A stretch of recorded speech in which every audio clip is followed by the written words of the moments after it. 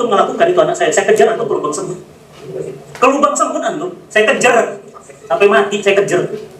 Kalau anak saya. Nah ini kan anak orang, tapi kan saya rasakan anak saya gitu. Bayangkan masa depannya gitu. Bayangkan sampai robek bagian anusnya. Bayangkan jiwanya hancur gitu. Kan biadab gitu. Maaf ya teman-teman, saya emosi banget karena saya nggak terima gitu. Ngebayangin anak-anak itu kan masa depannya bagaimana, dan saya dapat dari dokter Imam itu kalau sudah dilakukan dia akan melakukan lagi. Akan jadi pelaku. Pasti pelaku, dan rata-rata yang curhat ke saya sekarang melakukan itu pernah dilakukan begitu gitu loh. Dan ini kalau nggak kita stop, melalui tadi Habib Mabin dan ini nggak bisa, makanya saya bilang saya harus ikut di sini. Saya ikut. Dan saya akan nemenin sampai ini selesai. Ya Rob, Nabi kita Sallallahu Alaihi Wasallam dijaga wahyu loh, setiap perkataan perbuatannya bisa. Dan tadi saya terima video itu, Bim. Ketika saya baca video di grup kita, itu fitnah. Anda mulai agak jangan-jangan benar fitnah. Tapi Habib bilang, ini ada videonya. Fitnah gimana? Lah makin yakin kita gitu. Jadi stoplah ya, gini-gini udah berhentilah ya. Bertobat, berobat. Ya, Ustaz Bentri banyak nambahin, Ustaz Bentri banyak untuk terapi pengobatan begini, untuk jalan keluar, keluarga, family, itu kita belajar dari keluarga yang sehat. Saya dari keluarga broken home, saya dari keluarga hancur, dan cukuplah saya merasakan di masa lalu saya gitu. Saya nggak mau banyak keluarga yang hancur. Itu aja sih kalau saya tambah. Baik, sahabat Sikaji, saya sangat paham apa yang disampaikan oleh Ustadz Fatih Karim ini. Jadi beliau speak up untuk melindungi korban dan mencegah korban baru. Jadi sahabat begini, kalau kita bicara soal pelaku kejahatan terhadap anak, masalahnya bukan cuma satu kejadian selesai, lalu selesai begitu saja. Tidak sahabat. Ini bukan kayak orang yang kemudian berbuat khilafnya sekali, terus berhenti gitu. Dan memang dalam banyak kasus, pola yang muncul itu justru berulang. Artinya kalau misalkan pelaku tidak segera dihentikan, potensi muncul korban berikutnya itu amat sangat besar. Nah, coba kita lihat secara logika sederhana. Anak itu kan posisinya itu sangat lemah secara fisik atau secara psikologis, bahkan secara sosial.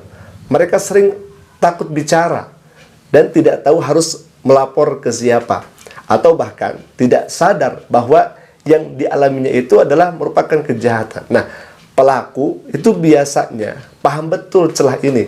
Mereka tidak asal pilih korban, tapi cenderung mencari target yang kira-kira aman lah begitu. Nah, bagi mereka, anak yang mudah dimanipulasi, diancam, atau dibungkam menjadi tujuan utama. Nah, disinilah letak bahayanya. Kalau satu pelaku dibiarkan, itu bukan cuma satu anak yang terancam. Bisa jadi ada pola yang kemudian sama. Pertama, misalkan mendekati dulu korban dengan cara yang manipulatif atau menipu. Kedua, misalkan membangun kepercayaan terlebih dahulu. Selanjutnya, melakukan tindakan dan terkadang itu ada ancaman-ancaman. Dan setelah itu, mencari korban lain mungkin dengan cara yang sama. Nah, jadi hemat kami, ini adalah bukan asumsi kosong, tapi memang pola yang sering ditemukan dalam banyak kasus. Nah, ketika seorang melakukan kejahatan dan tidak ada konsekuensinya, ada dua hal yang bisa terjadi. Dia merasa aman sehingga berani mengulang lagi, jadi dia bisa makin berani, bahkan meningkatkan tingkat kejahatannya. Saya sangat paham dengan apa yang disampaikan oleh Ustadz Fatih Karim ini.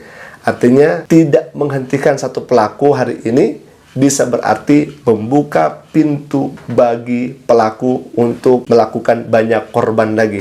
Makanya tindakan cepat itu bukan cuma soal menghukum, tapi soal memutus rantai. Ibaratnya seperti api kecil di hutan, kalau misalkan cepat dipadamkan, itu nanti akan cepat selesai. Tapi kalau misalkan dibiarkan, bukan cuma satu pohon yang kemudian terbakar, itu bisa satu hutan. Dan yang sering luput dari perhatian, korban pertama pun belum tentu satu, kadang baru ketahuan setelah lama misalkan. Ternyata sudah ada beberapa korban sebelumnya yang diam. Jadi ketika satu kasus muncul ke permukaan, itu bisa jadi hanya ujung gunung es saja. Jadi kenapa harus dikejar? Karena setiap keterlambatan itu bukan netral, itu tentunya berisiko.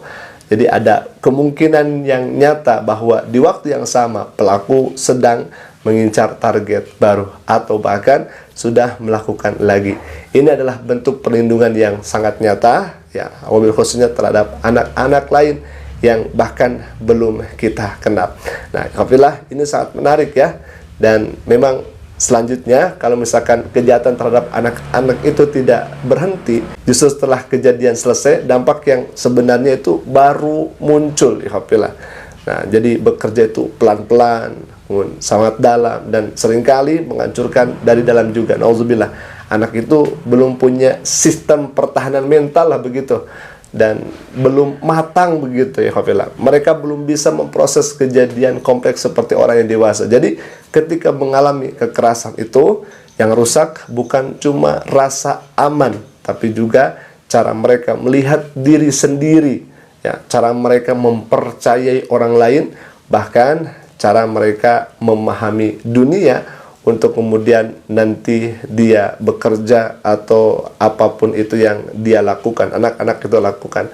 Bayangkan seorang anak yang seharusnya merasa dunia itu aman bagi dirinya, tiba-tiba mengalami sesuatu yang sangat membingungkan dan menyakitkan bagi dirinya. Jadi disitulah sering muncul konflik batin. Kemudian sahabat Asik Ngaji, Ustadz Fatih Karim tadi di awal sudah sampaikan bahwasanya ketika yang menjadi diduga pelaku itu melakukan sumpah demi Allah dan lain sebagainya, Ustadz Fatih Karim merasa, oh mungkin iya tidak terjadi seperti itu.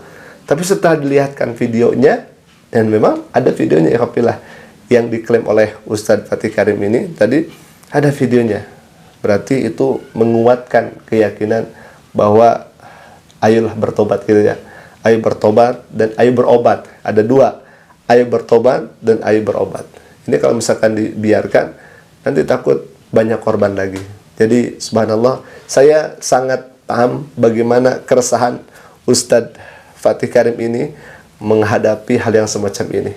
Dan yang lebih bahaya lagi ketika seorang jadi korban itu, dan korbannya kejahatan yang seperti ini, yang hancur bukan cuma rasa aman anak tersebut, tapi juga rasa keadilan dalam dirinya. Dunia yang tadinya terasa normal dan biasa saja, tiba-tiba itu jadi kacau balau. Nauzubillah, summa nauzubillah min dzalik. Alhamdulillah, semoga hal ini secepatnya tuntas, dan yang melakukan hal yang biadab itu ya secepatnya bisa diproses, dan kita dukung proses hukum secepatnya. Dan bagi yang melakukan, tubu ilallah, bertobatlah kepada Allah Subhanahu wa taala. Alhamdulillah, ini sangat ngeri ya.